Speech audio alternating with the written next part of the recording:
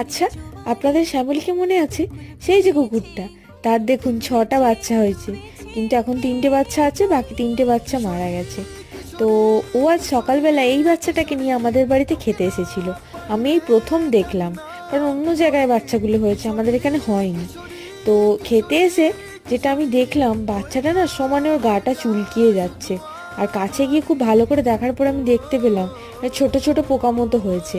আর শ্যামলীর তো আগেই গায়ের লোম উঠে গেছিলো, প্লাস একটু সাদা সাদা মতো চামড়া বেরিয়ে গেছে।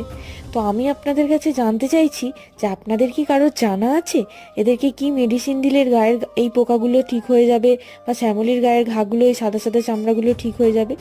যদি আপনাদের জানা থাকে অবশ্যই কমেন্ট বক্সে লিখবেন, আমি চেষ্টা করব আমার সাধ্যমতো করার।